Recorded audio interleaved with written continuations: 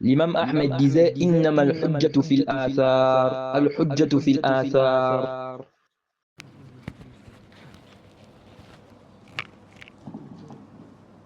السلام عليكم ورحمة الله وبركاته. إن الحمد لله نحمده ونستعينه ونستغفره ونعوذ بالله من شرور أنفسنا ومن سيئات أعمالنا. من يهده الله فلا مضل له ومن يضلل فلا هادي له. وأشهد أن لا إله إلا الله وحده لا شريك له وأشهد أن محمدًا عبده ورسوله. يا أيها الذين آمنوا اتقوا الله حق تقاته ولا تموتن إلا وأنتم مسلمون. يا أيها الناس اتقوا ربكم الذي خلقكم من نفس واحدة وخلق منها زوجها وبث منهما رجالا كثيرا ونساء. واتقوا الله الذي تساءلون به والأرحام إن الله كان عليكم رقيبا. يا أيها الذين آمنوا اتقوا الله وقولوا قولا سديدا يصلح لكم أعمالكم ويغفر لكم ذنوبكم. ومن يطع الله ورسوله فقد فاز فوزا عظيما. أما بعد. Louange à Allah, le créateur des cieux et de la terre. On le loue pour tout ce qu'il nous accorde comme bien et comme grâce, et on lui demande de prier sur son prophète Muhammad sallallahu alayhi wa sallam, sa famille, ses compagnons et tous ceux qui les ont suivis jusqu'au jour de la rétribution. Celui qu'Allah a guidé, personne ne peut l'égarer. Celui qu'Allah a égaré, personne ne peut le guider. Nous sommes toujours dans la traduction de l'explication des 6 fondements du cheikh Muhammad ibn Abdul Wahhab, expliqué par le cheikh Ibn Uthaymin. Qu'Allah leur fasse miséricorde. On s'est arrêté sur le fondement numéro 3.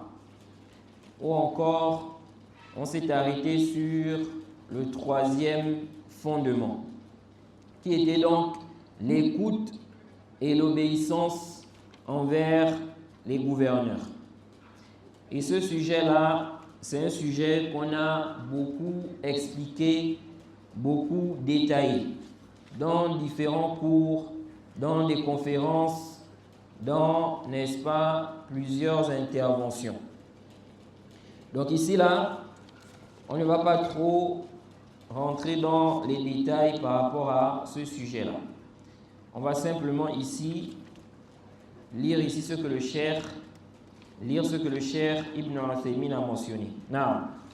Donc on s'est arrêté sur les propos du cheikh, où il a cité, n'est-ce pas, le hadith de Abdullah ibn Amr.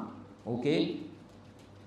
Il dit ici que Abdullah ibn Amr a dit: nous étions avec le prophète sallallahu alayhi wa sallam en voyage, et une personne a appelé et elle a dit: as-salatu jami'a fajtama'na ila rasulillahi sallallahu alayhi wa sallam. Alors nous nous sommes réunis auprès du messager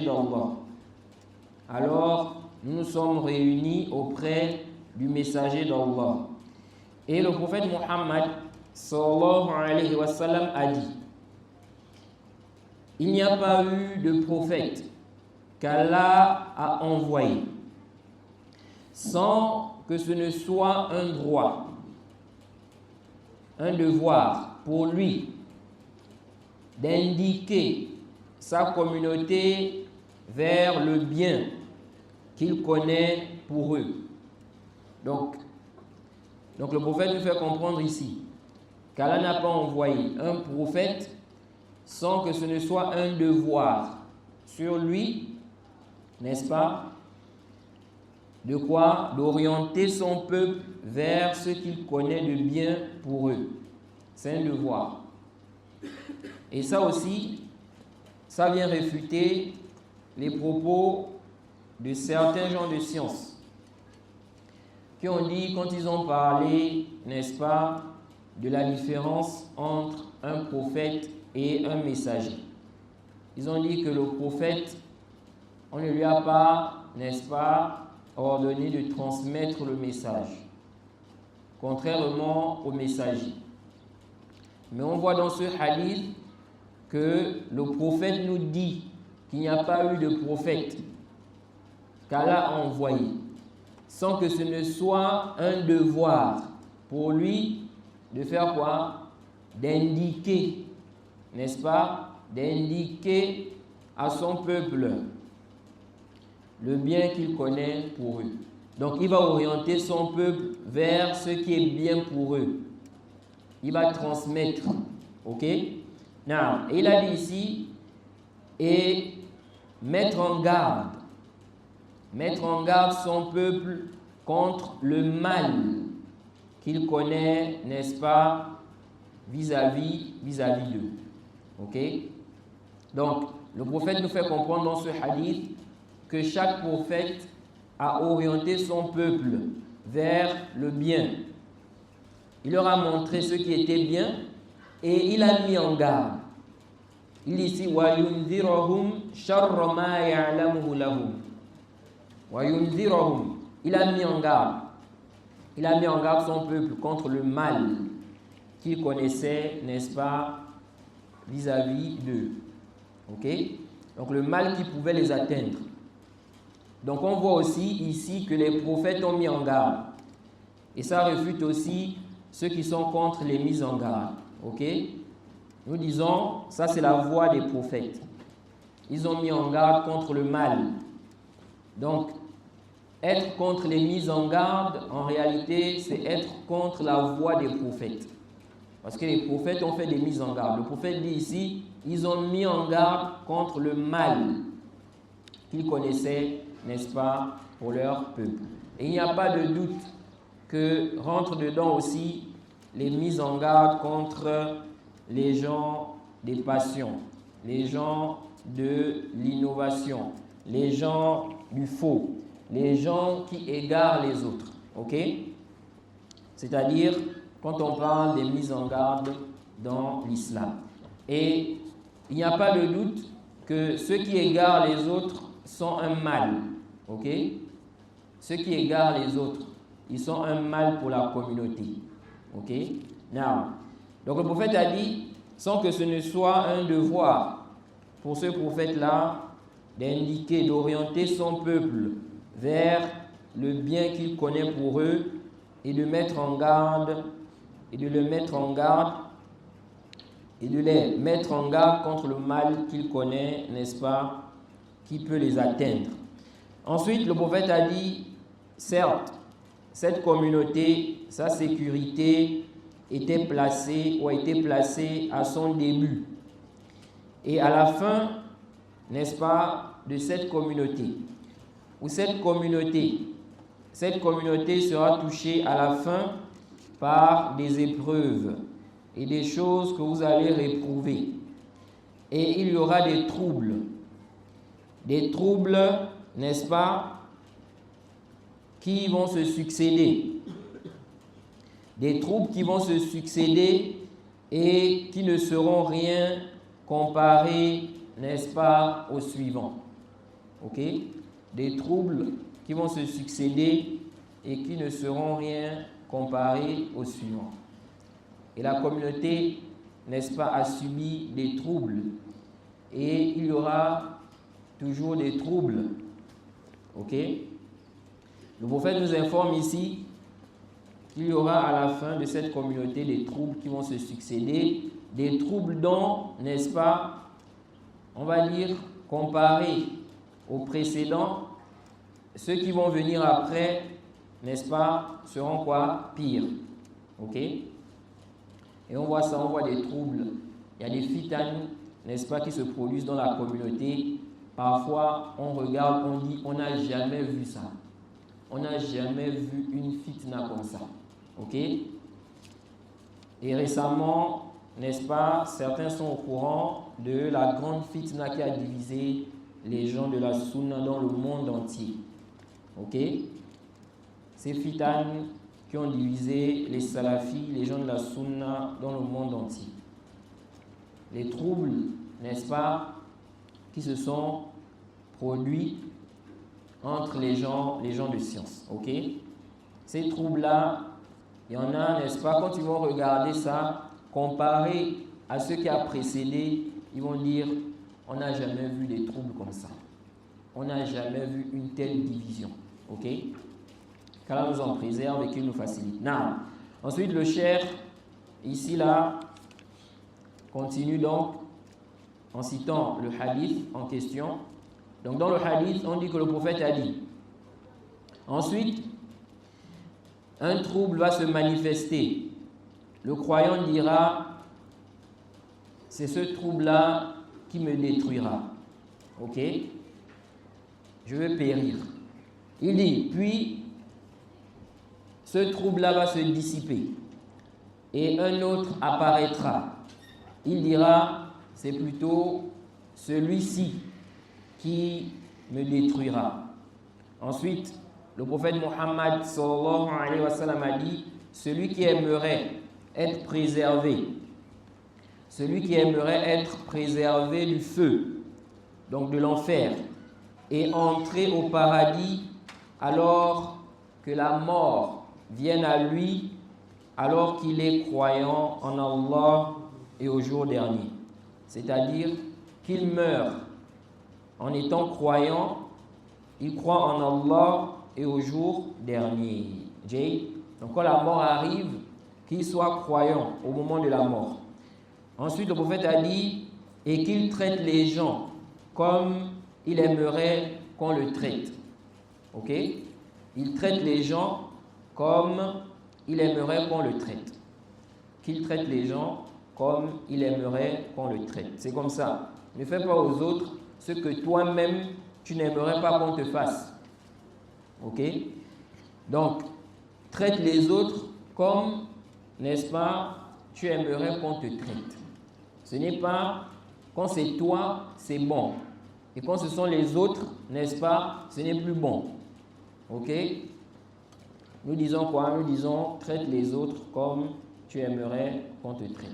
Le prophète Mohammed sallallahu alayhi wa sallam a dit cela ici. Now, ensuite, le prophète a dit, quiconque a prêté serment à un chef en tapant à sa main et en lui donnant le fruit de son cœur, qu'il lui obéisse dans la mesure du possible.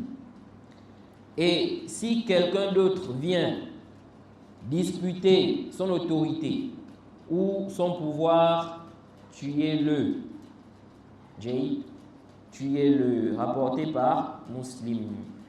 Ce hadith a été mentionné par l'imam Muslim et c'est dans le chapitre de la gouvernance, n'est-ce pas, du Sahih Muslim. J'avais expliqué ça lorsque j'étais au Burkina Faso. Donc le cheikh a cité ce hadith-là, pourquoi? Parce que à la fin de ce hadith, on parle du fait d'obéir, n'est-ce pas, au chef. Ok? Du fait d'obéir au chef. Ensuite, le cheikh a dit quoi? Il dit, quant à la clarification, ou bien quant à la réalité, ok, les faits, quant aux faits qui prouvent ce fondement-là.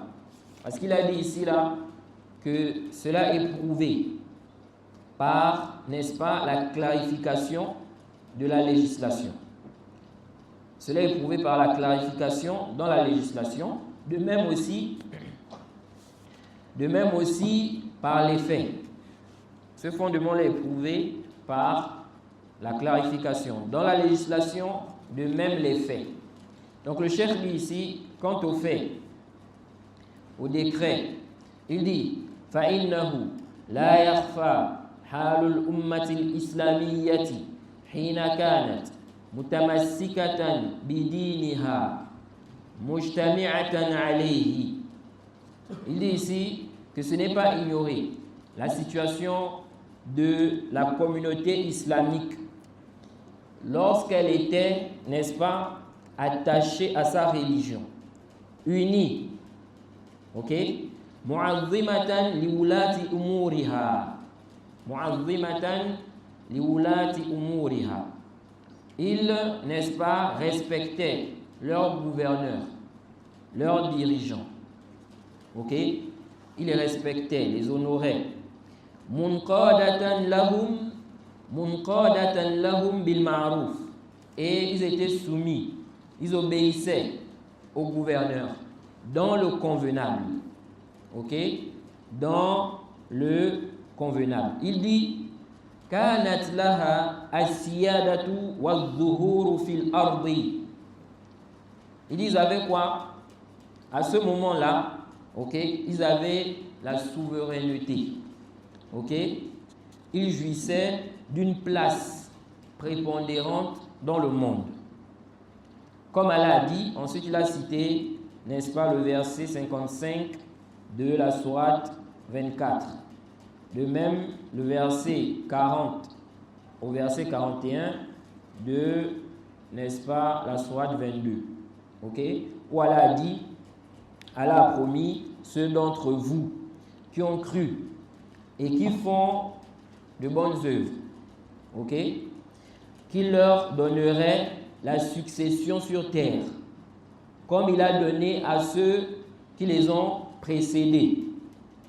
Okay?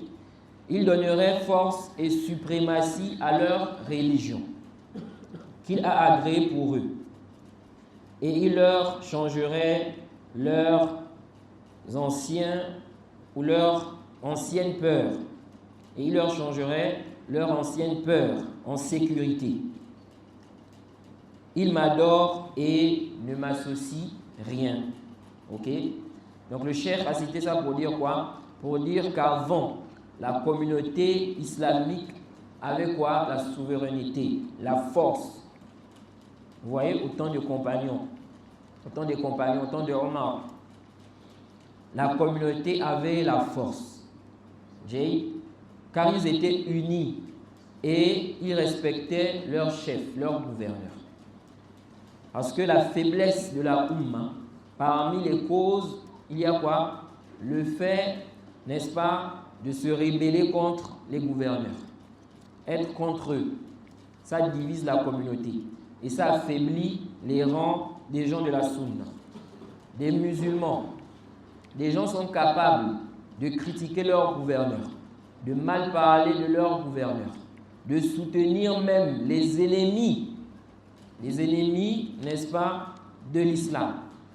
Vous allez trouver des gens, vous pouvez trouver des gens qui se réclament de l'islam, ils vont soutenir les ennemis de l'islam contre, n'est-ce pas, les musulmans.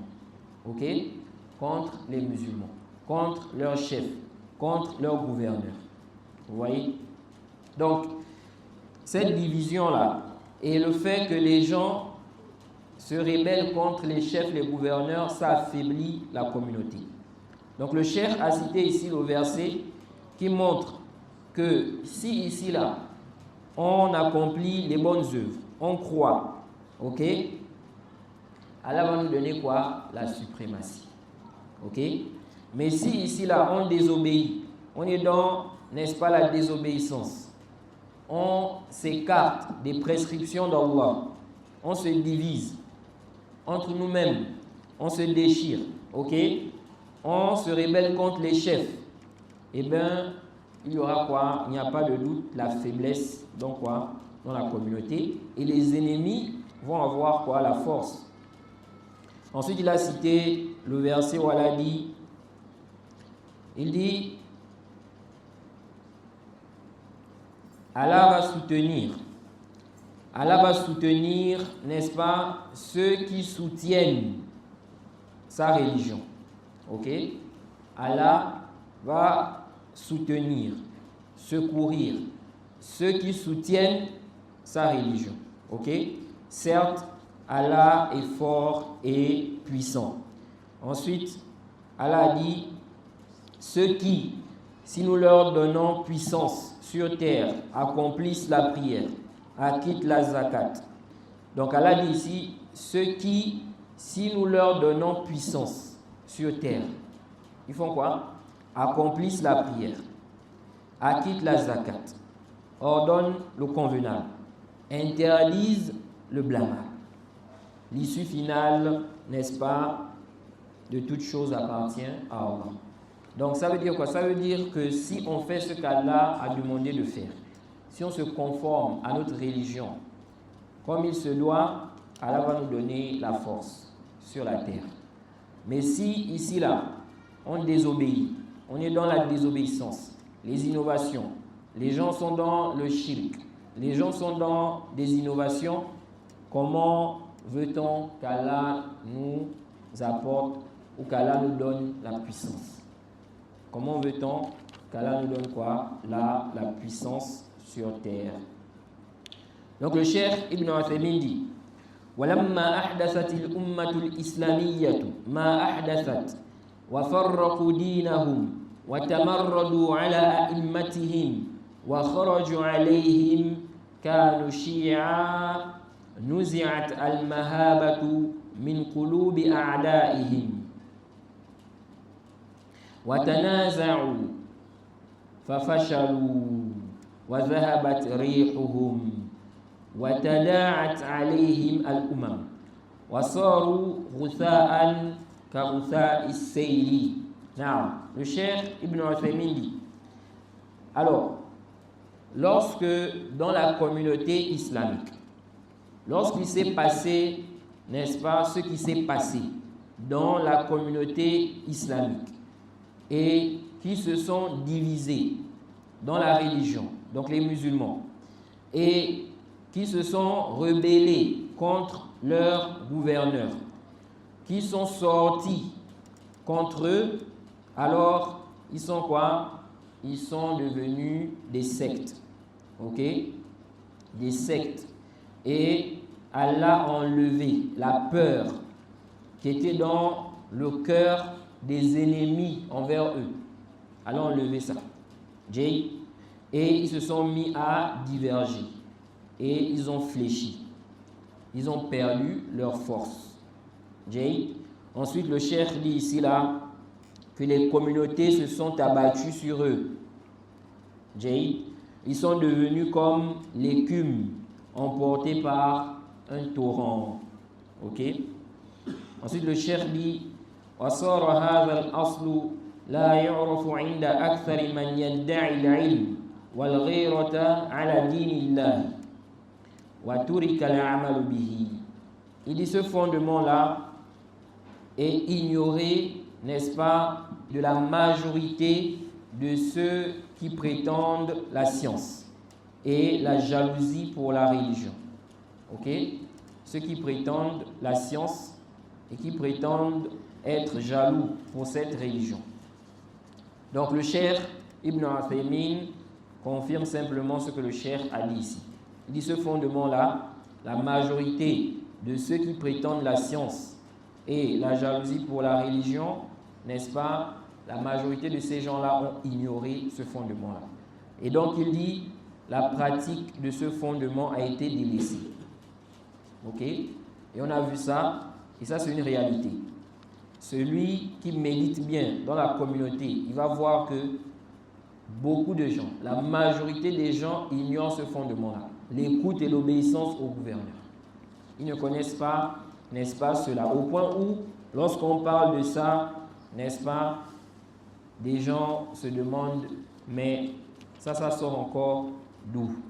J'ai vu dans des mosquées, quand j'ai évoqué la question là, parfois dans certaines mosquées, je vois comment les gens me regardent. Vraiment, quand tu regardes le visage là, c'est le visage des gens qui sont étonnés. Ils sont quoi? Ils sont étonnés. Now, et comme je l'ai dit ici, parmi les raisons aussi, c'est quoi? C'est qu'il n'y a pas vraiment une diffusion. Ok? Il faut une grande diffusion. Que les imams, les prédicateurs parlent de ce fondement-là. Insistent sur ça. Parce que beaucoup de mots qu'on retrouve dans des pays aujourd'hui là, parmi les grandes causes, il y a ça. Ok? Et regardez les pays où les gens se sont rebellés contre les gouverneurs, les chefs. Comment ces pays-là sont aujourd'hui? Ok? Comment ces pays-là sont aujourd'hui? Regardez la Libye. Comment la Libye est? Conflit sur conflit, l'insécurité, etc. Dans l'histoire, on peut voir vraiment les mots qui découlent du fait de contredire ce fondement-là. Ensuite, le cheikh Ibn Uthaymin a dit وَتُرِكَ الْعَمَلُ بِهِ وَرَأَى كُلُّ فَرْدٍ مِنْ أَفْرَادِ الرَّعِيَّةِ نَفْسَهُ أَمِيرًا أو بمنزلة الأمير المنابذ للأمير. Il dit ici là que chacun maintenant se voit comme son propre chef, comme son chef, ok, en s'opposant au chef, au gouverneur. Vous voyez, il y en a, ils vont dire, il n'y a pas de gouverneur, n'est-ce pas, selon la législation aujourd'hui dans le monde. Il n'y a pas de gouverneur à qui on doit écouter obéissance. Tous les gouverneurs en ce moment dans le monde, il n'y a pas un seul à qui on doit écouter obéissance. Vous voyez? Il y a des gens qui disent ça. Ça c'est quoi? Ça c'est la voix des Khawarij sans aucun doute. Ensuite le cheikh Ibn Uthaymin dit فَالْوَاجِبُ عَلَيْنَا جَمِيعًا رُعَاةً وَرَعِيَّةً أن نقوم بما أوجب الله علينا من تحاب وتعاون على البر والتقوى والاجتماع على المصالح لنكون من الفائزين. Il dit ce qui est obligatoire, ce qui incombe, n'est-ce pas? Ce qui nous incombe à tous, ce qui est obligatoire sur nous tous. Il dit ici, berger comme troupeau. Ok? Il dit c'est quoi? C'est qu'on fasse, c'est qu'on mette en application ce qui est obligatoire sur nous. Ok? Qu'on puisse établir ce qui est obligatoire sur nous. Comme amour. Ok? L'entraide dans le bien et la piété. L'union, s'unir sur les intérêts.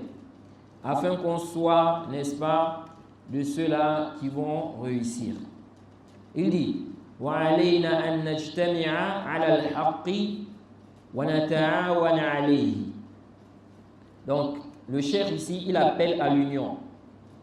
Mais, pour que les gens ne comprennent pas mal, ok? Parce que dans l'islam, on n'appelle pas à n'importe quelle union, ok? L'union qui est louable, qui est demandée, c'est l'union sur la vérité. Ok? On s'unit sur la vérité. Donc si des gens sont dans des innovations, dans le faux, ok? Que devons-nous faire? Nous devons, n'est-ce pas, expliquer aux gens ces faussetés-là, ok? Demander aux gens de délaisser ça, de suivre, n'est-ce pas, la sunna du prophète et la voie des pieux prédécesseurs, ok? Et on doit s'unir sur ça. On doit s'unir sur ça.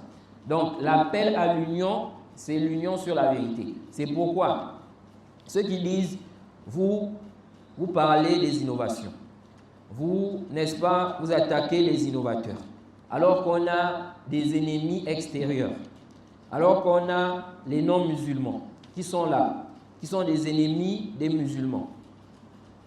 Mais vous, on a l'impression que vous vous concentrez sur, n'est-ce pas, les innovations, n'est-ce pas, le shirk qu'il y a dans la communauté, n'est-ce pas, vous vous concentrez sur les innovateurs. Nous disons qu'il faut d'abord qu'on puisse nous-mêmes, n'est-ce pas, nettoyer, arranger l'intérieur. Si on veut vraiment faire face, n'est-ce pas, aux non-musulmans. Mais si déjà nous-mêmes, on est quoi? On est divisés. Les gens sont dans les innovations. Des gens sont dans le shirk. Comment on veut faire face, n'est-ce pas, à l'ennemi? Il s'agit ici des non-musulmans. Donc on doit d'abord nous-mêmes, n'est-ce pas, purifier, arranger d'abord notre milieu. Ok? Interne. C'est pourquoi vous allez voir, si vous remarquez, quand vous regardez les salafs, regardez la voie des salafs. Quand on dit aujourd'hui là, ceux qui passent leur temps à faire des débats avec les chrétiens, quand on leur dit que ce n'est pas la voie des salafs, ok? Regardez la voie des salafs. Vous allez voir que les salafs ne faisaient pas ça. Pourtant, c'est quelque chose qui n'était pas quoi? Impossible. Ils pouvaient passer leur temps à faire des débats avec les chrétiens, des débats publics. Ok? Mais non. Donc, ce n'était pas la voie des salafs. Et quand vous méditez bien, vous allez voir que le grand problème dans la Oumma, ce n'est pas les chrétiens. Ok? Non, les chrétiens doivent rentrer dans l'islam. On doit appeler les chrétiens, les non-musulmans, à rentrer dans l'islam. Il n'y a pas de doute. Mais quand vous regardez aujourd'hui, quand vous regardez depuis l'époque des salafs, le gros problème dans la communauté, est-ce que vous pensez que ce sont les chrétiens? Les gens qui se réclament de l'islam, qui sont dans des innovations, le shirk, le couvre, des mauvaises conceptions, des coutumes qui contredisent l'islam, des innovations dans des mosquées. Vous pensez que ce sont les chrétiens, le problème? Donc si maintenant, nous, on dit notre plus grande préoccupation, c'est quoi? Les débats avec les chrétiens. Et puis, on laisse quoi? Ceux qui se réclament de l'islam, qui sont dans le shirk, dans des bid'ah, qui sont dans, n'est-ce pas, des fausses conceptions. Qu'est-ce qui va se passer dans la Oumma? Vous prenez les gens, vous dites, bon, on va les emmener à l'islam. Bon, maintenant, ils rentrent dans l'islam. Ils rentrent dans des bid'ah. Ils rentrent dans des mauvaises croyances. Pourquoi? Parce qu'on n'a pas enseigné aux gens ce qui est authentique, la religion authentique. Plutôt, on s'est concentré sur quoi? Le fait d'appeler les non-musulmans à l'islam. Nous disons que les salafs, n'est-ce pas, n'ont pas passé tout leur temps à faire des débats avec les chrétiens. Parce qu'ils ont compris le véritable problème. Ok? Ils ont compris le véritable problème de quoi? De cette communauté. Ok? Et quand vous regardez, les gens de science vous disent quoi? Ils disent que généralement, le non-musulman, son égarement est connu des musulmans. Donc généralement, il ne va pas tromper les musulmans. Ok? Contrairement à l'innovateur. L'innovateur, il va tromper beaucoup de musulmans. Pourquoi? Parce que l'innovateur parle, n'est-ce pas, un langage qui ressemble, n'est-ce pas, au langage des gens, n'est-ce pas, de la vérité. Il dit Allah a dit, le prophète a dit. Ok? Donc les gens vont tendre l'oreille pour écouter. Il se met devant, on dit c'est un imam. On dit c'est quelqu'un, n'est-ce pas, qui enseigne la religion. Alors que le non-musulman, s'il se met devant là, pour dire qu'il te parle de l'islam, tu vas dire, mais toi tu vas m'apprendre quoi dans l'islam? Toi tu vas m'expliquer quoi? Tu n'es pas sur une bonne voie. Donc même le musulman de la masse, généralement, il ne va pas se faire tromper par le chrétien ou le non-musulman. Parce qu'il sait que celui-là, il n'est pas sur l'islam. Alors que celui qui vient, n'est-ce pas, en se présentant comme un homme de science, quelqu'un qui a étudié, quelqu'un qui prêche, il peut facilement tromper le musulman de la masse. Ok? Donc, un innovateur qui va se présenter comme quelqu'un qui a étudié, comme un homme de la science, comme un homme, n'est-ce pas, de science, il peut facilement tromper, n'est-ce pas, le musulman de la masse. Non, il y a des gens qui sont trompés par... Il y a des gens qui sont trompés, c'est vrai qu'il y a des gens qui sont trompés par les non-musulmans. Il y a des gens qui s'égarent avec des choubats des non-musulmans. Ce n'est pas faux. Mais si vous regardez bien, la majorité de ceux qui se réclament de l'islam et qui sont égarés, qui sont dans les innovations, ce n'est pas à cause des chrétiens ou bien des non-musulmans. Vous allez voir que c'est à cause des innovateurs. C'est à cause des innovations dans le dîn. Ok? C'est pourquoi vous allez voir que les salafs ont concentré, ils ont passé beaucoup de temps à parler des gens de l'innovation, à réfuter les gens de l'innovation. Ils ont écrit des livres pour réfuter les gens de l'innovation. C'est pourquoi nous disons que ce n'est pas la voie des salafs de se concentrer sur, n'est-ce pas, les débats interreligieux. Ok? Non, y avoir une circonstance où on fait un débat. Ça peut arriver en passant, ok? Ou bien quelqu'un va écrire un livre pour réfuter les chrétiens, ou bien les non-musulmans, ou bien il va faire des audios pour réfuter des non-musulmans, ou bien les chrétiens. Il n'y a pas de mal. Mais de là à se concentrer sur les débats interreligieux, publics, on fait de ça toute une vie, ok? Ça là, ce n'était pas la voie des salafs, ok? Et quand vous regardez même le prophète dans sa da'wa, c'était plus par rapport à quoi? Aux non-musulmans. Ça n'y avait pas d'innovateur, ok? Mais malgré ça, le prophète a mis en garde contre les innovations et les innovateurs. Et il a insisté sur ça. Pourtant, il n'y avait pas d'innovateur devant lui. Quand le prophète prêchait, quand le prophète montait sur le mimbar, ok, il mettait en garde contre les innovations. Quand il disait, prenez garde aux choses nouvelles dans la religion, il disait, فَإِنَّ شَرَّ الْأُمُورِ مُحْدَثَاتُهَا. Les pires des choses sont les innovations dans la religion. On dit même que le prophète, quand il parlait sur les innovations, les yeux rougissaient. Pourtant, devant lui, il n'y avait pas d'innovateur. Pourquoi? Pour montrer le danger de cela. Pour montrer quoi? Le danger de cela. Non. Donc, ici, là, ce qu'il faut comprendre, c'est que la communauté aujourd'hui, là, la majorité des problèmes, ce sont les musulmans eux-mêmes. C'est un problème interne. Donc, il faut d'abord régler ça.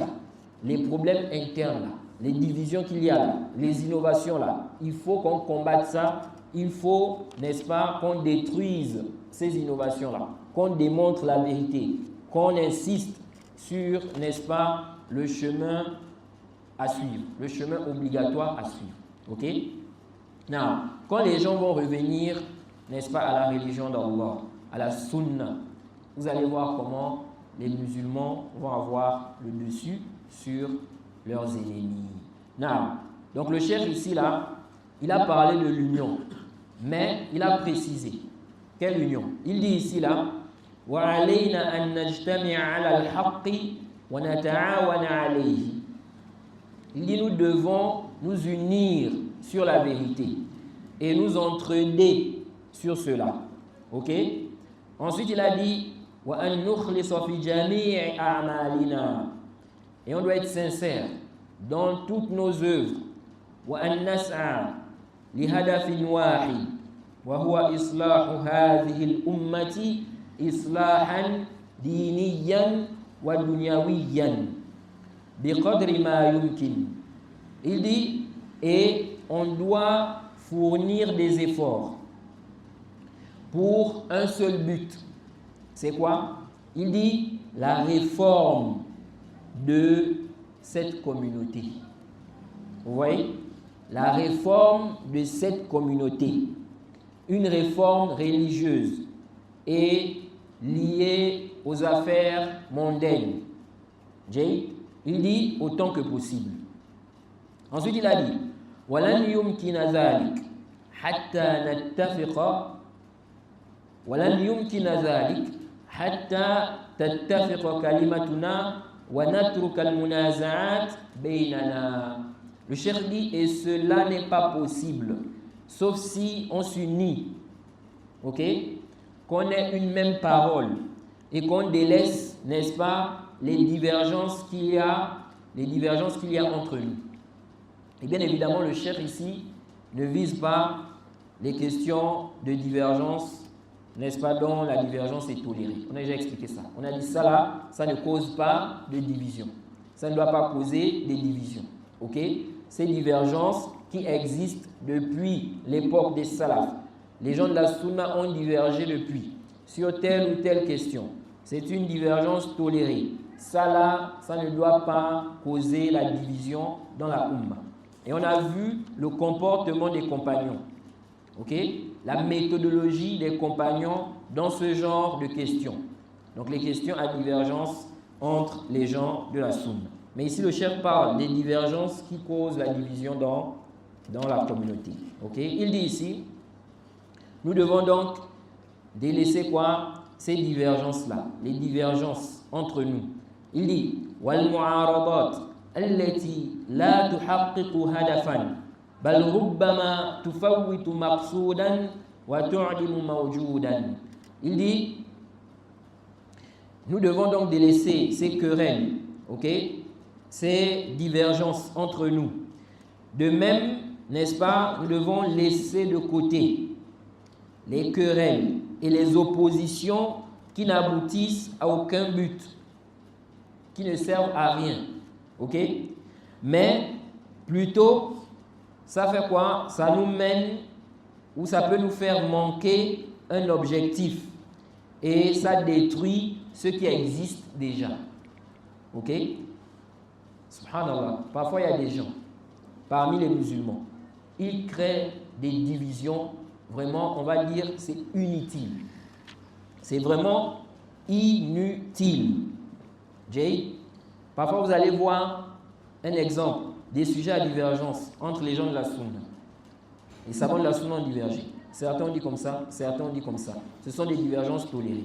Vous allez voir, il y a des gens, ils font de ça, ils créent des divisions, ils font des polémiques, des palabres, des problèmes. Quand tu regardes, pour rien du tout. Jay, pourquoi? Pour rien du tout. Et souvent, les gens qui font ça, ils ont leurs objectifs. Ok? Parfois, ça peut être quoi? Le leadership. Ok? Parfois, la personne veut seulement qu'on prenne en compte sa parole. C'est seulement sa position qu'on doit suivre. Et pourtant, c'est un sujet, n'est-ce pas, à divergence entre les savants de la Sunna et c'est une divergence tolérée. Pourquoi on doit forcément prendre ta parole? Pourquoi on doit forcément suivre ton avis? Jay? Non, si ta position, elle est soutenue par des arguments, des preuves, c'est convaincant, c'est fort, oui, on suit ça. Mais sinon, si ce n'est pas le cas, tu ne vas pas venir imposer ça, alors que c'est un sujet à divergence entre les savants, d'une divergence quoi? Alors que c'est un sujet à divergence entre les savants, d'une divergence considérée. Jay? Et donc c'est ainsi, il y a des gens, ils causent des divisions dans la Ummah pour rien. Donc le cheikh dit ici là qu'on doit délaisser de côté les querelles et les oppositions qui n'aboutissent à aucun but. Qui n'aboutissent à aucun but, mais qui peuvent même nous faire manquer des objectifs. Qui peuvent nous faire manquer un objectif et qui détruit ce qui existe déjà. Ok? C'est comme ça. Lorsqu'on ajoute, on met des divisions. N'est-ce pas? C'est comme ça, lorsqu'on cause des divisions, on vient détruire ce qui était déjà là, ce qui était déjà bien. Ok? Qu'Allah nous préserve des divisions. Non. Ensuite, le cheikh a dit Innal kalimata idha tafarraqat wa ra'iyatu idha tamarradat. Le cheikh dit ici là, si, n'est-ce pas, on est divisé. Ok? On est divisé. On n'est pas unis. Il dit, si on est divisé et que le peuple se rébelle, ok? Il dit ici là, les passions et les rancunes, n'est-ce pas, s'installent. Il dit, وَصَارَ كُلُّ وَاحِدٍ يَسْعَى لِتَنْفِيذِ كَلِمَتِهِ وَإِنْ تَبَيَّنَ أَنَّ الْحَقَّ وَالْعَدْلَ فِي خِلَافِهَا. Il dit, alors à ce moment, chacun cherche à ce que sa parole soit mise en application. Ok? Donc si les gens sont divisés, les gens se rebellent contre, n'est-ce pas, les gens se rebellent contre les gouverneurs. Le cheikh dit, les passions et les rancunes s'installent.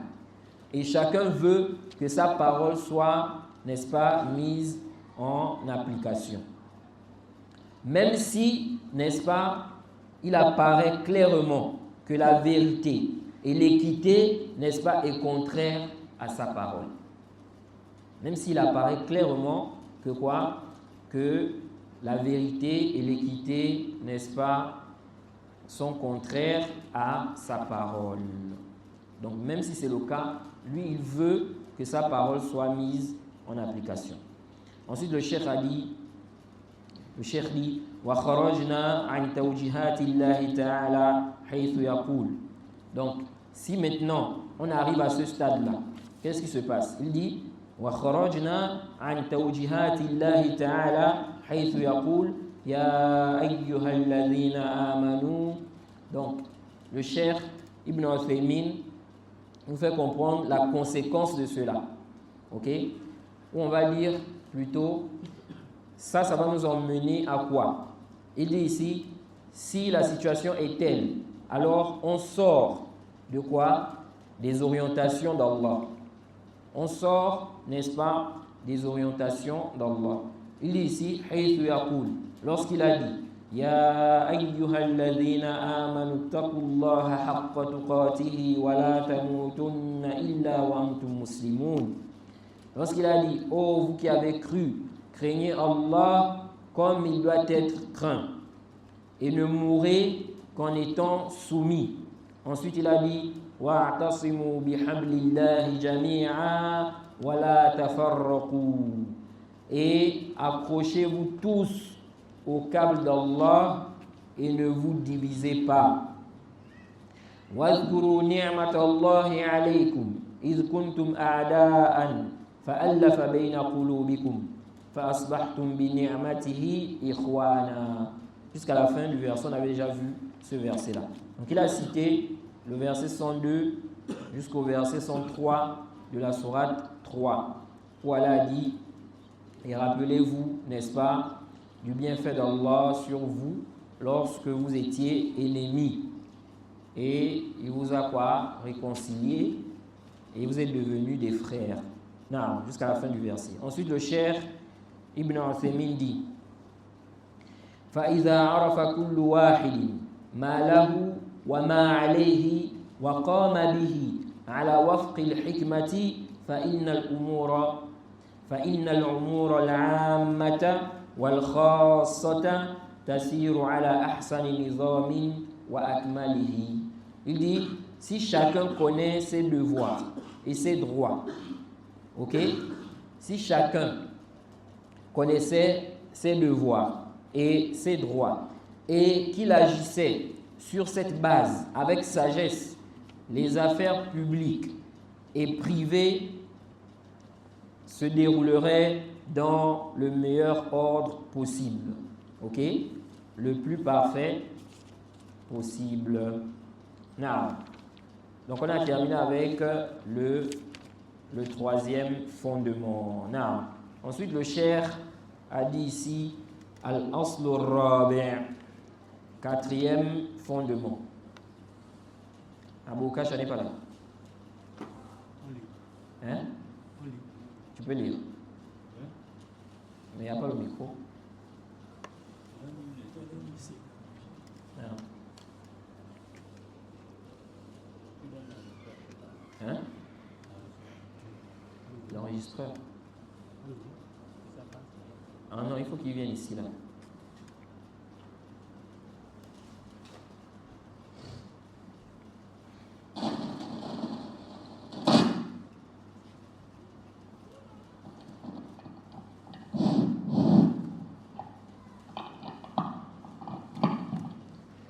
Je suis en plein cours là.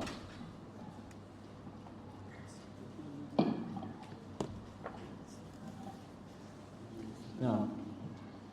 الأصل الرابع بيان العلم والعلماء والفقه والفقهاء وبيان من تشبه بهم وليس منهم.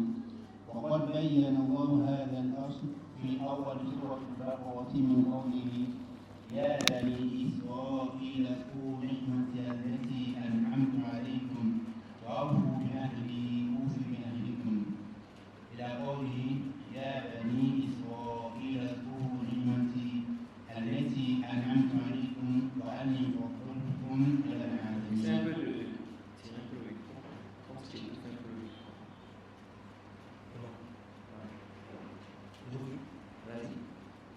ويزيده وضوحا ما صرحت به السنة في هذا الكلام البين الواضح للآمي البديع.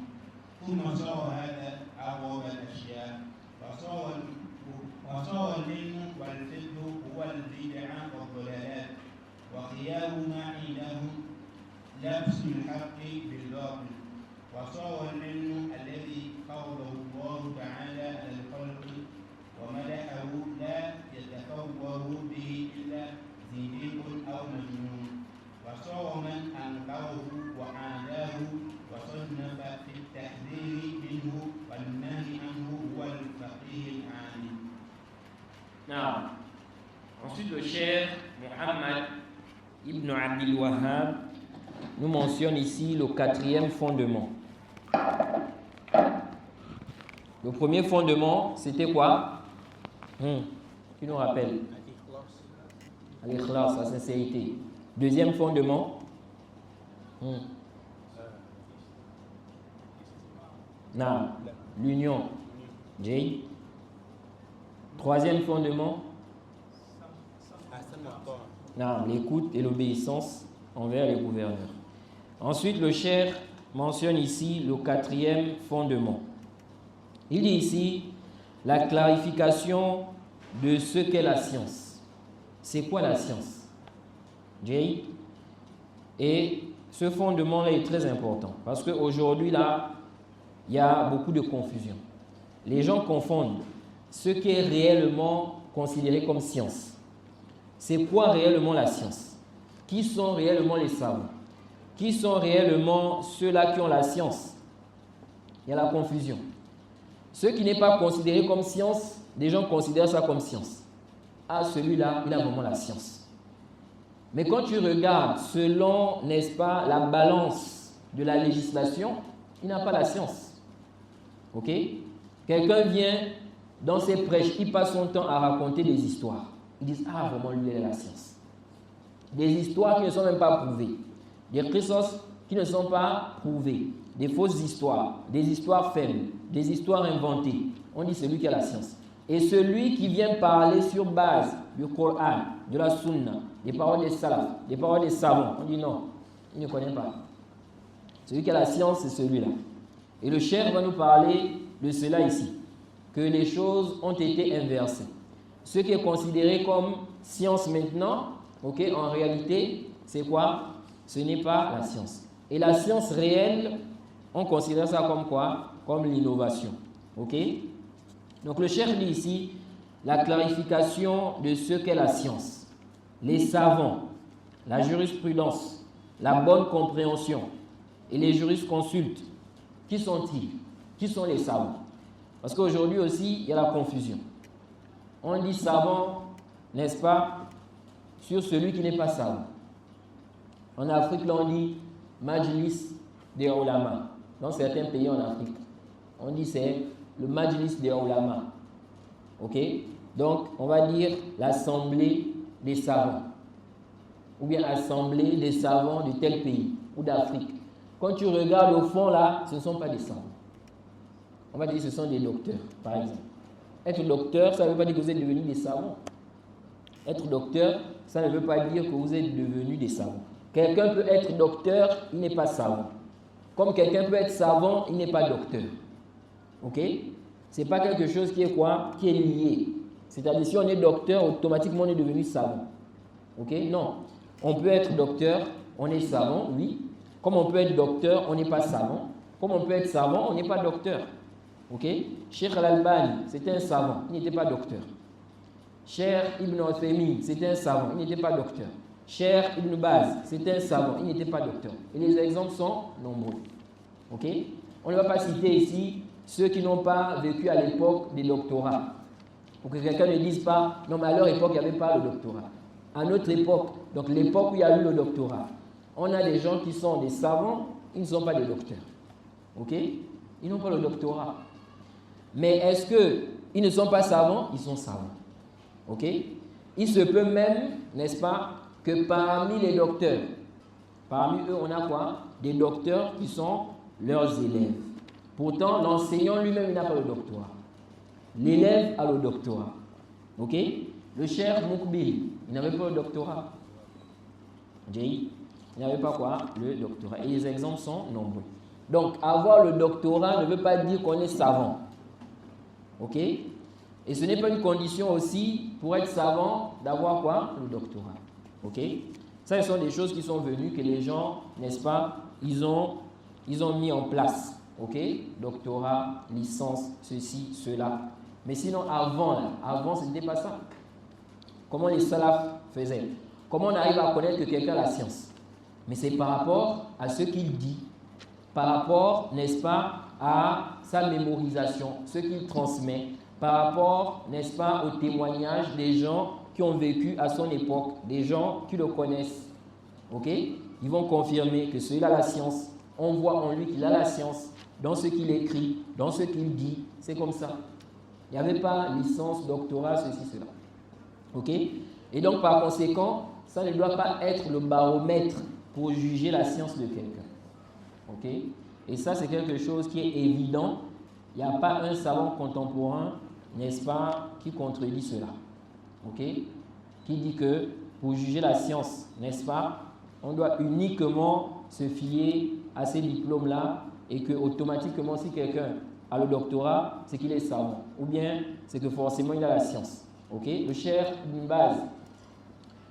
Ibn Baz disait quoi? Il disait, ils sont des doctorants, ils sont des docteurs, mais ils sont zéro en aqida. Ils sont quoi? Mais ils sont zéro en aqida. Et on trouve, n'est-ce pas, beaucoup de docteurs comme ça. Ils ne connaissent pas la croyance authentique. Ils ne connaissent pas le manhaj des salaf salih. Il y en a même, ils ont eu le doctorat. C'est quand ils sont arrivés dans leur pays. Il y en a, ils ont eu le doctorat. C'est quand ils sont arrivés dans leur pays là qu'ils ont commencé maintenant à comprendre même le manhaj salafi. Alors qu'ils ont passé des années auprès des savants là-bas, des années, n'est-ce pas, en train d'étudier. Qu'est-ce qui fait ça? La guidée est dans les mains d'Allah. Voilà un jeune, un musulman de la masse. Il n'est pas sorti pour aller étudier. Il n'a pas de doctorat. Il n'a pas de licence. Mais Allah lui a facilité. Il comprend quand même le manhaj comparé à celui-là qui a le doctorat. Ok? Donc tout ceci, c'est pour dire quoi? C'est pour dire que la guidée, c'est dans les mains d'Allah. Ce n'est pas par ta force. Ce n'est pas, n'est-ce pas, parce que tu as eu le doctorat que forcément tu es bien guidé. Donc, on ne doit pas confondre, surtout en Afrique ici là. On appelle savant, on donne le titre de savant là à n'importe qui. Ok? Un imam, on dit les savants. Les savants, on dit. Quand il te dit les savants, on dit, toi tu crois qu'il parle des savants réellement. Mais il parle des imams dans le pays. Les savants, on dit ici au pays comme ça, comme ça. Quel savant? Donc ça, c'est un point qui est important à comprendre. Donc le cheikh ici dit clarification de ce qu'est la science. Ok? C'est quoi la science réellement? De même, n'est-ce pas, les savants, la jurisprudence et les jurisconsultes. Ok? Ensuite, il a dit, et la clarification, n'est-ce pas, et la clarification de ceux qui s'assimilent à eux, qui se font passer pour des savants, mais n'en font pas partie. Vous voyez? Il y en a comme ça, ils se font passer pour des savants. Ils vont faire des fatwas. Ils vont donner des avis juridiques. Quand tu regardes ça, ce n'est pas à lui de donner un tel avis. C'est un savant qui doit donner ça. Mais lui, il dit qu'il a le droit. Il a aussi étudié. Et vous allez voir, même il y en a, ils minimisent même les savants. C'est-à-dire, ils voient comme si les savants là, non, ils n'ont pas vraiment la science. Mais lui, il a la science. Ok? Lui, il a quoi? Il a la science. Et donc, ils se font passer pour des savants. Ok? Ah, nous sommes aussi des savants. Hein? Les savants, n'est-ce pas, ont fait leur ijtihad. Nous aussi, on peut faire notre ijtihad. Ok? Il y a aussi des savants ici en Afrique. Il y a des savants dans notre pays. Ok? Et puis, il va considérer savant celui qui n'est pas quoi? Savant. Et lui-même, il se voit parmi les savants. Il dit laissez l'affaire aux savants. C'est seulement les savants qui doivent répondre à cela, qui doivent donner un avis juridique. Quand il dit ça là, lui-même, il se considère comme savant. Donc, c'est lui qui doit donner l'avis juridique, c'est lui qui doit parler. Ok? Donc, le cheikh ici nous montre, il va nous parler de cet aspect-là. Donc, clarification de ce qu'est la science, les savants, le fiqh et les jurisconsultes. Il dit, et la clarification de ceux qui s'assimilent à eux, qui se font passer pour eux, mais qui n'en font pas partie. Ensuite, il dit, Allah a clarifié ce fondement au début de la sourate Baqarah, lorsqu'il a dit: ô enfants d'Israël, rappelez-vous mon bienfait dont je vous ai comblé. Si vous tenez vos engagements vis-à-vis de moi, je tiendrai les miens. Ok? Il dit jusqu'à la parole d'Allah où il dit ici: ô enfants d'Israël, rappelez-vous mon bienfait dont je vous ai comblé. Et rappelez-vous que je vous ai préféré à tous les peuples. Taïb. Avant de venir par rapport au verset que le cheikh a cité ici, c'est quoi la science? Quand on parle de ilm, on dit cet imam-là, il a la science. Cet étudiant-là, il a la science. Ok? Cet imam-là a la science. Cet étudiant-là a la science. Ok? À quel moment on va dire ça? Parce qu'aujourd'hui, les gens confondent. Les gens mélangent. Celui qui est jahil, on dit celui qui a la science. Et celui qui a la science, on dit quoi? Celui qui a la science, on dit il est jahil. Il n'a pas de science. Pourquoi? Parce que les gens ne connaissent pas réellement c'est quoi la science. Comme je donne l'exemple ici. Quelqu'un qui vient enseigner, il passe son temps à raconter des histoires. Il mélange ce qui n'est pas authentique de ce qui est authentique. Il ne sait pas faire le tamiz. Ok? Il raconte des histoires, n'est-ce pas, qui ne sont pas fondées. Il passe son temps à raconter des histoires. On dit c'est celui-là qui a la science. Maintenant, celui qui vient, il parle, il dit Allah a dit, le prophète a dit, les salafs ont dit comme ça, dans tel livre, il donne les références. Les savants ont expliqué comme ça, dans tel livre, tel savant a dit, dans tel livre, etc. On dit non, celui-là, il n'a pas la science. Ok? Ça, c'est pas la science. Vous voyez? Ça, c'est quoi? C'est le jahl. Alors, c'est quoi réellement la science? La science réelle, c'est quoi? La science bénéfique. Ibn Rajab, n'est-ce pas, a une très belle parole. Ibn Rajab a une très belle parole par rapport à cette question-là. Il nous dit, dans son livre Fadlu ilmi salaf ala ilmi al-khalaf. Ok? Fadlu ilmi salaf ala ilmi al-khalaf.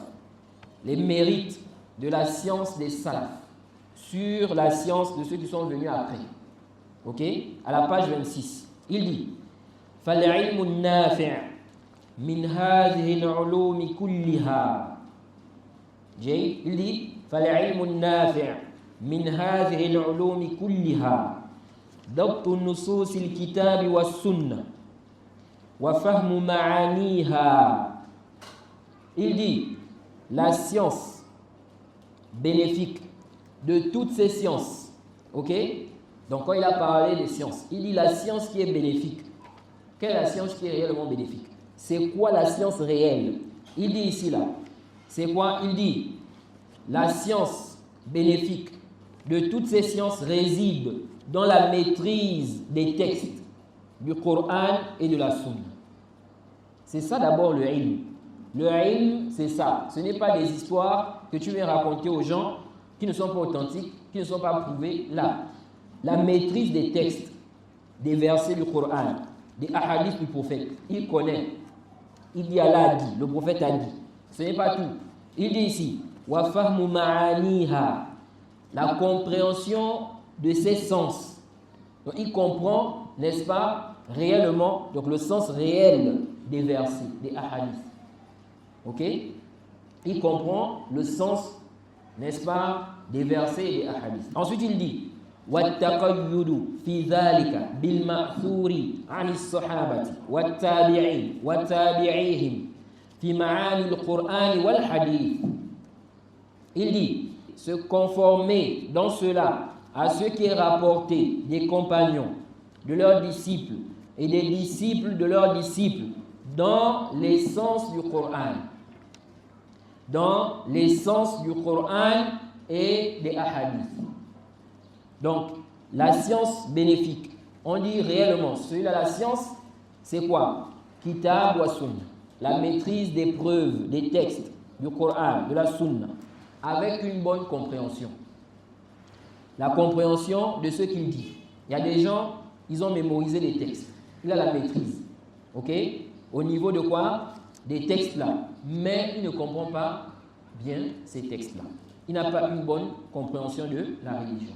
Ce n'est pas ça, la science bénéfique. Ok? Il faut qu'il ait une bonne compréhension de quoi? De ces textes. Non, il dit ici là, et quoi?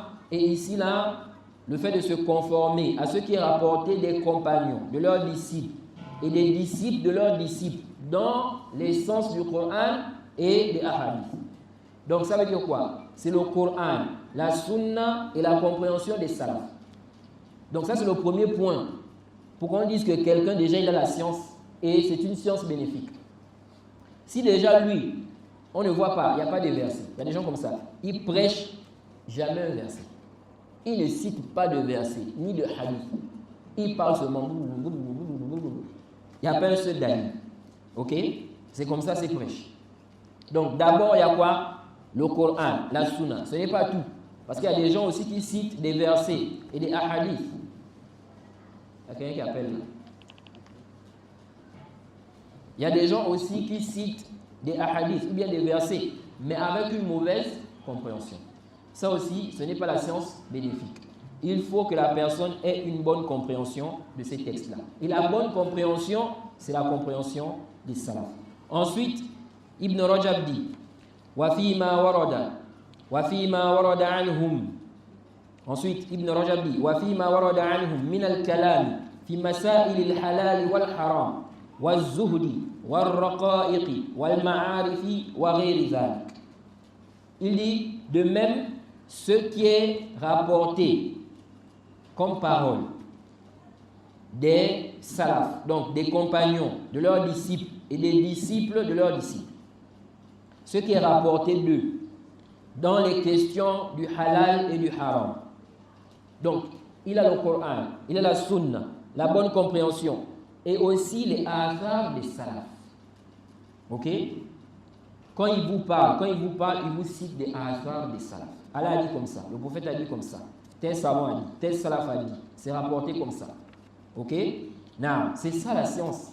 Ce n'est pas de venir rapporter des histoires qui ne sont pas authentiques, qui ne sont pas prouvées, et puis on dit non, il a la science. Ok? Donc, le cheikh dit ici, il dit, de même ce qui est rapporté dans les questions du halal et du haram, dans les questions du licite et de l'illicite, dans, n'est-ce pas, l'ascétisme, dans l'exhortation et autres que cela. Ok? Donc, ce qui est rapporté des salafs, dans le halal, dans le haram, dans l'ascétisme, dans l'exhortation. Ok? L'exhortation aussi, les gens ont besoin de ça. Ok? Exhorter, n'est-ce pas, les gens sur, n'est-ce pas, certains péchés, sur certains comportements, etc. Ça permet aussi d'augmenter, n'est-ce pas, la foi. Mais la science ne se limite pas à ça. C'est pourquoi ceux qui sont plus dans les raqa'iq là, ok, exhortation, là, vous allez voir qu'ils n'ont pas de base solide. À la moindre ambiguïté, ils peuvent s'égarer. Parce qu'ils n'apprennent pas vraiment la science comme il se doit. Ils sont là sur quoi? Des exhortations. Ta foi va un peu augmenter si ça augmente. Parce qu'il se peut qu'on te fasse des exhortations, la foi n'augmente pas. Si la foi augmente là, c'est juste pour un petit temps. Là. Après là, c'est reparti. C'est revenu comme c'était. Mais qu'est-ce que tu as eu comme base réelle? Ok? Qu'est-ce que tu as eu comme base réelle? Tu vas être là en train d'écouter des rappels de 3 minutes, 5 minutes. Ok? Tu vas écouter les prêcheurs comme les Rochid, les Boussena, etc. Ils ne vont pas t'enseigner la science pure, la science Kitab wa Sunna, la compréhension des salafs. Allah a dit, les savants ont dit comme ça, dans tel livre, kaza, là. Ils sont là dans les exhortations. Ok? Ça ne va pas te donner des bases solides dans la religion qui te permettront, n'est-ce pas, d'être ferme et puis de combattre le faux, les ambiguïtés et d'être préservé de cela. Non. Ensuite, le cheikh a dit ici, il dit والاجتهاد في تمييز صحيحه من سقيمه أولا. C'est ça la science. Il dit والاجتهاد في تمييز صحيحه من سقيمه أولا. Il dit de même faire des efforts dans la distinction. Faire quoi? Des efforts. Donc quoi? dans la distinction, dans le fait de distinguer l'authentique de ce qui n'est pas authentique. Il dit, de même, faire des efforts dans le fait de distinguer d'abord. Je n'ai pas avancé ça au début. C'est très important. Il dit, dans le fait de distinguer d'abord. Premièrement, wal-ijtihad fi tamyiz sahihihi min saqimihi awwalan. Il dit, l'effort, faire des efforts. L'effort, n'est-ce pas? Donc, voilà la distinction d'abord de l'authentique de ce qui n'est pas authentique, de ces athars et de ces textes. Quand tu viens citer les textes, les hadiths du prophète, les athars des salafs, il faut d'abord faire la distinction entre ce qui est authentique et ce qui n'est pas quoi? Authentique. C'est la première chose. Jay? Et ça là, je l'ai toujours rappelé, que la première chose quand on parle de hadith ou bien de athar, c'est d'abord l'authenticité. Avant d'avancer, avant d'aller loin, avant même de prendre la chose là comme croyance, cherche d'abord à savoir si c'est authentique. Ce n'est pas automatiquement tu as vu tel salaf a dit ceci, directement tu prends ça comme croyance. Non. Est-ce que c'est authentique d'abord? Ok? De même aussi, avant de prendre ça comme position, il faut d'abord quoi? L'authenticité. C'est pourquoi il a dit wal-ijtihad. Donc quand il a dit ici là, les athars, donc la maîtrise des textes du Coran et de la Sunna. Ok? Rajoutez à cela les athars, ce qui est rapporté des compagnons, de leurs disciples, des disciples des compagnons, dans les sens du Coran et des hadiths. De même ce qui est rapporté d'eux, concernant le halal, le haram, l'ascétisme, l'exhortation, etc. Ok?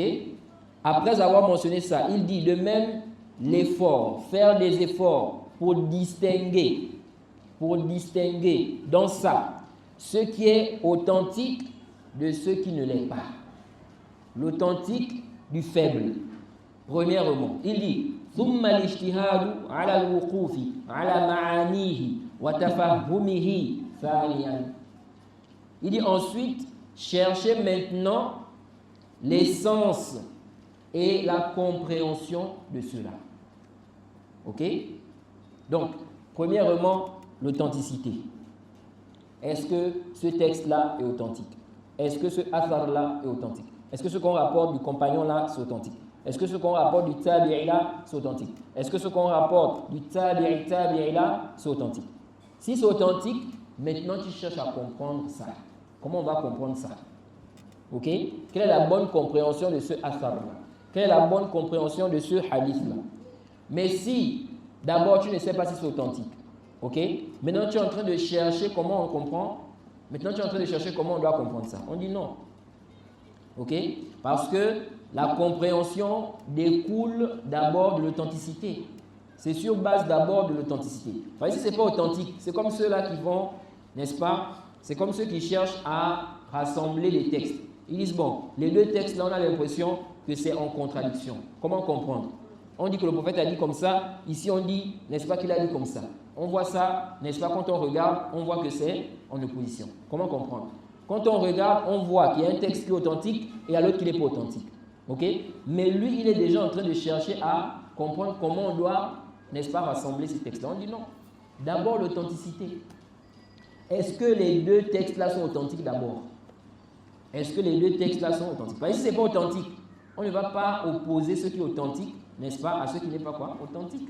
On laisse ce qui n'est pas authentique, on travaille avec ce qui est authentique. Donc il a dit ici, premièrement, l'authenticité, le tamyiz. Vous voyez, quelqu'un maintenant, on dit là la science. Il n'arrive pas à faire la distinction entre ce qui est authentique et ce qui n'est pas authentique. Si on dit même que le hadith là est rapporté, on dit par exemple, Rawahu Shaykhan, il ne sait même pas ce que ça veut dire. Ok? Dans les livres des savants. On dit non, celui-là il a la science. Donc, la science, tu fais le tamyiz, ce qui est authentique, ce qui n'est pas authentique. Ok? Et ça, bien évidemment, c'est celui-là qui a un niveau. Parce que qui est celui-là qui va pouvoir faire la distinction entre ce qui est authentique et ce qui n'est pas authentique? Il va lire des livres, Il arrive à faire quoi? La distinction. C'est celui qui a des bases, celui qui connaît, par exemple, la science du hadith. D'où l'importance de cette science. Ceux qui disent non, c'est pas important là. Ok?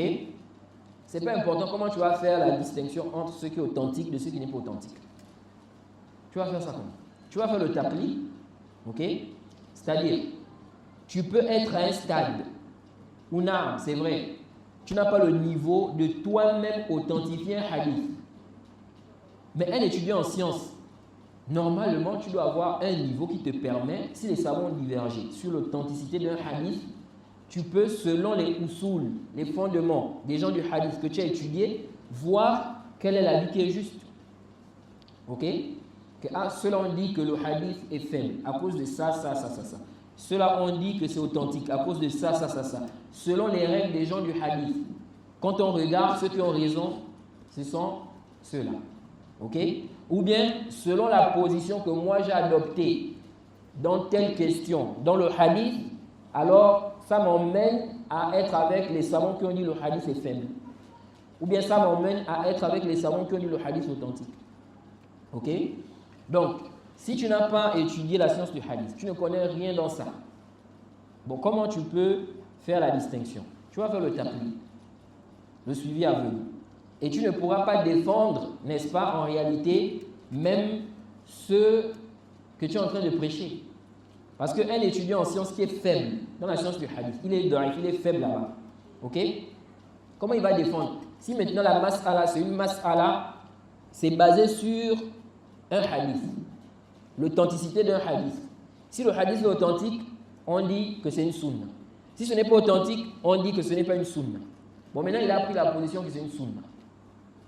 Mais il est faible dans la science du hadith. Maintenant il vient enseigner ça dans la mosquée. S'il trouve maintenant un étudiant en sciences qui est fort dans la science du hadith, il vient le contredire. Il dit ce que tu dis là n'est pas vrai. Le hadith est da'if. Parce que kaza. Il n'a aucun niveau dans la science du hadith. Comment il va se défendre? Il ne pourra pas. Il ne pourra pas quoi? Se défendre. Vous voyez, c'est pourquoi l'étudiant en sciences qui est fort dans la science du hadith, ok, il est fort aussi dans l'argumentation. Ok? Il est fort dans l'argumentation. Donc il a dit ici, premièrement, distinguer ce qui est authentique de ce qui n'est pas authentique. Ensuite, chercher à comprendre cela. Ok? Puis il a dit quoi? Il a dit wa fi dhalika kifayatun liman aqala wa shughlun liman bil ilmi nafi' unya wa shtarala. Ok? Il dit dans cela il y a quoi? Il y a ce qui suffit. Dans ce qu'il a dit. Dans ça, il y a ce qui suffit. C'est ça la science. Les textes du Coran, de la Sunna, les athars des salaf, la bonne compréhension de cela. Et le tamiz. Tu arrives à faire le tamiz entre ce qui est authentique de ce qui n'est pas authentique. Donc même si tu peux emmener des histoires, parce qu'il y a des histoires aussi rapportées des salafs, mais c'est authentique. Tu ne vas pas inventer des histoires, ou bien aller prendre des histoires qui sont inventées, ou bien des fausses histoires, tu emmènes ça, et puis on dit, ah, celui-là, vraiment, il a la science. Ok? Là, il n'arrive pas à faire le tamiz entre ce qui est sahih de ce qui est, n'est-ce pas, faible. Il dit ici, wa fi zalika kifayatun liman aqala wa shughlun liman bil ilmi nafi' unya wa ishtaghala. Il dit, il y a en cela ce qui suffit à celui qui raisonne et aussi, n'est-ce pas, à celui qui se consacre, n'est-ce pas, à la science bénéfique. Donc c'est ça réellement le ilm, la science. Je crois qu'on va s'arrêter ici. Demain on va revenir sur ce fondement-là.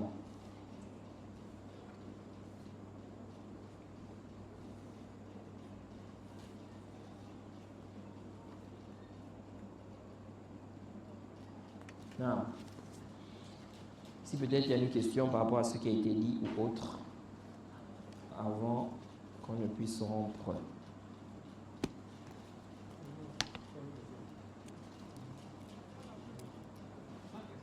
Celui qui avait une question depuis hier.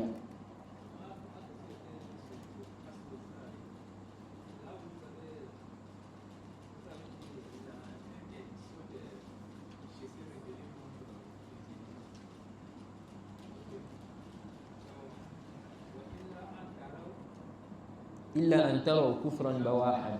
نعم بواحا إن الله فيه برهان. Une mécréance claire dont vous avez la preuve venant d'Allah. Dans ce cas, si vous constatez cela, comment vous allez vous comporter contre cette division? Si vous constatez qu'il a commis une mécréance claire, oui. Non. Si on a constaté que le gouverneur a commis une mécréance claire, ok, on doit se rassurer qu'il n'a pas d'excuse, ok, qui fera en sorte qu'on ne fasse pas son takfir. Donc, le gouverneur a commis une mécréance claire. Oui. Maintenant, est-ce que ce gouverneur-là, il n'a pas une excuse de telle sorte qu'on ne va pas faire son takfir à cause de l'excuse-là? Il faut qu'on se rassure de ça. C'est-à-dire, on doit se rassurer, est-ce que les conditions du takfir sont réunies à son sujet? Comme a expliqué le Cheikh Ibn Uthaymin dans son explication du livre de la gouvernance du Sahih Muslim. Donc si maintenant on a vu que les conditions sont réunies, il n'a pas d'excuse. Par exemple, ce n'est pas qu'il est ignorant. Un gouverneur, par exemple, on voit qu'il a autorisé le riba. Ok? Il a autorisé le riba. Le riba, c'est haram, par consensus des savants. Et c'est clair que celui qui rend licite le riba, il est mécréant. Maintenant, le gouverneur a fait ça. Mais le gouverneur a des ambiguïtés. On lui a dit, n'est-ce pas, que ça, ce n'est pas interdit. Que ça permet de rehausser l'économie du pays. Et on lui a emmené des shubhat, comme le Cheikh Ibn Uthaymin explique. Quand c'est comme ça, là, on ne va pas ici, là, se rebeller contre lui. On ne va pas ici faire son takfir. Qu'est-ce qu'on va faire? On va chercher à lui donner conseil. On va chercher à se rapprocher de lui pour lui expliquer les choses. Soit on écrit une lettre, ou bien on voit ceux qui sont proches de lui, qui peuvent lui parler. On cherche un moyen de lui expliquer les choses, d'enlever l'ambiguïté. Ok? Maintenant, si c'est fait, si on a réussi à faire ça, et que lui, il persiste dans sa mécréance, ok? À ce moment-là, on doit s'organiser pour l'enlever. Ok? Les musulmans doivent s'organiser pour l'enlever. Maintenant, ici, là, ils doivent l'enlever sans quoi? Sans effusion de sang. Sans faire couler le sang. Donc, s'ils ont cette capacité, cette force-là de l'enlever, sans faire couler le sang, de telle sorte qu'ils vont se présenter devant lui, en lui demandant de laisser le pouvoir. Et lui, quand il va les voir, là, il aura peur, il va laisser. Il ne va pas résister. Si c'est comme ça, là, on le fait. Mais si on sait qu'on n'a pas la force, ou bien si on essaie de faire ça, ça va emmener des confrontations entre lui et nous. Il y aura probablement des blessés, il y aura des morts. Il y aura des morts et des blessés. À ce moment-là, on fait quoi? On s'abstient. Ok? On fait simplement des doigts qu'Allah facilite jusqu'à ce qu'on trouve une issue favorable, ou bien jusqu'à ce qu'on trouve une issue pour l'enlever sans causer quoi? De maux. C'est le comportement qu'il faut avoir dans ces cas-là. Non. C'est bon? Oui. Non. Concernant ce dont on parlait hier sur l'Ijma. Sur l'Ijma. l'Ijma, non. Est-ce qu'un savant parmi les savants de l'innovation peut venir empêcher un Ijma? Non. On a dit, quand on a parlé de la question de l'Ijma, on a dit qu'on ne prend pas en compte, n'est-ce pas, la divergence des gens de l'innovation. Ok? Ça veut dire quoi? Ça veut dire que les gens de l'innovation, leurs paroles, leurs positions, on ne fait pas rentrer ça dans les questions à divergence, où on va dire que c'est toléré. La personne peut prendre la position où elle est convaincue. Non. Parce que quoi? Parce que ici, là, c'est une position des gens de l'innovation. Ok? Donc, quelqu'un parmi les gens de l'innovation, même si on dit c'est un savant, ok? Mais un savant de l'égard, non. S'il a une position, il a contredit tous les savants de la sunna. On ne dit pas quoi? Qu'ici il y a divergence entre les savants, n'est-ce pas, concernant ce sujet-là. Ok? On ne prend pas en compte sa parole. Et on a vu qu'au temps des compagnons, n'est-ce pas, il y a eu des divergences entre eux. Et ils ont pris cela en compte. Mais lorsqu'ils ont divergé avec les Khawarij, ils n'ont pas pris en compte, n'est-ce pas, la position des Khawarij. Non. Donc, un savant de l'égarement, un innovateur ne peut pas venir annuler un consensus. Si les savants de la sunna sont unanimes, lui il vient, il a une position, on ne dit pas ici, là, il n'y a plus de consensus. Parce qu'il y a un savant qui a contredit. Non. C'est une autre question? Non. Je reviens sur la question de gouvernance. Non. Concernant l'ambiguïté des chiites, comment que les chiites disent? Puisqu'on a dit celui qui retire sa main de l'obéissance au gouvernement. S'il meurt, c'est comme s'il est mort de la mort de la jaïlie. Non. Bon, comment alors considérer Muawiyah qui n'a pas obéi à Ali? Non, on avait déjà expliqué ça. On a dit que c'était quoi? Un problème d'ijtihad. Ok? Ali ibn Abi Talib voyait qu'il ne peut pas appliquer la sentence. À cause de quoi? Des circonstances. Et Muawiyah, lui, il voyait qu'il a le verset du Coran avec lui. Ok? Il a le verset du Coran avec lui et qu'il faut appliquer. Donc, pour lui, c'est comme si on lui demande de faire ce qui est en contradiction avec quoi? La législation. Ok? C'est comme si on lui demande de faire ce qui est en contradiction avec la législation. Or, l'écoute et l'obéissance, là, quand on parle d'écoute et d'obéissance au gouverneur, c'est dans quoi? Dans le convenable. Le prophète Muhammad sallallahu alayhi wa sallam a dit ala al-mar'i al-muslim as-sam'u wa at-ta'a fima habba wa kariha. Ma lam yu'mar bi ma'siyah fa idha umira bi ma'siyah fala sam'a wa la ta'a. Il a dit le serviteur doit écouter et obéir, n'est-ce pas, au gouverneur dans ce qu'il aime et dans ce qu'il déteste. Tant qu'on ne lui demande pas de désobéir à Allah. Si on lui demande de commettre une désobéissance, alors pas d'écoute, pas d'obéissance. Donc, c'était un ijtihad entre les compagnons. Muawiyah voyait qu'il est sur la vérité et qu'il faut ici appliquer la sentence concernant les assassins de Othman et donc qu'il a avec lui le verset et donc dire le contraire. Ok? Pour lui, il estimait que c'est comme si on lui demandait, n'est-ce pas, de contredire quoi? De contredire ce qui est venu dans le Coran. Ok? Donc ce n'est pas un argument pour justifier le fait de désobéir au gouverneur. Mais je tiens aussi à rappeler un point qui est très très important ici. Quand on parle de l'écoute et l'obéissance au gouverneur, celui qui désobéit au chef, au gouverneur, dans ce que le gouverneur a demandé de faire, est-ce qu'on va dire qu'il est khariji? Le gouverneur a demandé de faire une chose dans le pays. Maintenant, lui, il contourne ça. Il ne fait pas. Ok? Est-ce qu'il est khariji? Il n'est pas khariji. Tant qu'il croit qu'on doit écoute et obéissance au gouverneur. Ok? S'il croit qu'on doit écoute et obéissance au gouverneur. Mais ici, là, par faiblesse de foi, ok? Ça peut être la faiblesse de foi, ok? Il a désobéi au chef. Mais il sait qu'on doit écoute et obéissance au gouverneur. Ici, là, il n'est pas khariji. Le cher Ibn Uthaymin a évoqué cette question-là dans son explication du livre de la gouvernance du Sahih Muslim. Il dit, celui-là n'est pas quoi? Il n'est pas khariji. Quelqu'un maintenant, il n'a pas critiqué le gouverneur publiquement. Mais il a désobéi au gouverneur. Le gouverneur a demandé de faire une chose. Lui n'a pas mis ça en application. Ok? Il a commis une désobéissance. Mais il n'est pas khariji. Il n'est pas quoi? Khariji. Contrairement à celui-là qui va, n'est-ce pas, critiquer le gouverneur publiquement ou bien qui va sortir contre lui. Ok? Ou bien celui qui voit qu'on ne doit pas écoute et obéissance au gouverneur musulman. Tout ce monde-là, ce sont des khawarij. Non. Donc même à supposer qu'on disait qu'il n'a pas obéi, on ne peut pas ici venir dire que ça veut dire qu'on doit dire qu'il est khariji. Ok? Non. On s'arrête là. Wa subhanakallahumma bihamdik wa ashhadu an la ilaha illa anta astaghfiruka wa atubu ilaik.